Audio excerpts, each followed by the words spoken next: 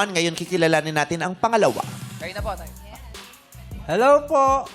What's Hi. up, madlang people? Hello. What's up, madlang people? Thank you. Kano po pa welding sa inyo, sir? Hindi. Style Ganito yung yan. forma niya. May grado po yung salamin niya, tay? May grado? Konti. Konti lang. Magpakilala po kayo, sir. Kayo po si... Ako po si Ricardo Sanchez, Rick Sanchez po ng Lucena City. Ilang taon po kayo, tay? Ha? Ilang taon How po old are you, Tay? Ilang taon na po kayo ganyan, tay? Taon-taon kayo. Taon-taon kayo. Pasensya ka na, nalilito ako eh. Ah, Ilan- 73. 73. Yeah. Ano po pinagkakabalan sa buhay? Eh, isa ngayon po, nag-aalaga na lang ng manok na Texas pambenta.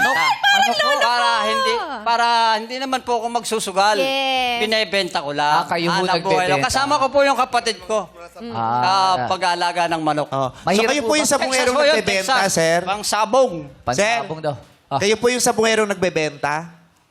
Hindi po ako nagsasabong. Nagbebenta lang po ng Texas na Nagbebenta manok. ng sabong?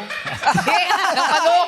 Benta ng panabong. Hindi. Nagbebenta ng panabong. Joke lang po, sir. Yan. Sir, Rick, Kasama kailan ko kayo... yung kapatid ko si Obet. Oo. Siya. Kailan po kayo huli nagtaping ng incognito, sir? Hindi siya guest doon. Mukha daw Hindi pa po siya kayong nag- artista. Ay, salamat. Pumapalakpak ang tainga ko. Thank you very much. Pwede ba ako? Pwede! Pwede, sir. Naghahanap ng mga pasasabugin doon. Wag! Bakit tumapat sa bukid si Tatay Rick? Oo. Si sir, gwapo, mapustura. Tingnan mo. Yeah. Ay, Pumapalakpak na naman ang tainga ko. Thank you, bye. Thank you. ang ayos ng buhok niya, parang tinago, parang pinadilaan sa baka. No? Iba yung pagkakahaplas dito. Kayo ba? Kayo nag-ayos niya ang buhok ninyo?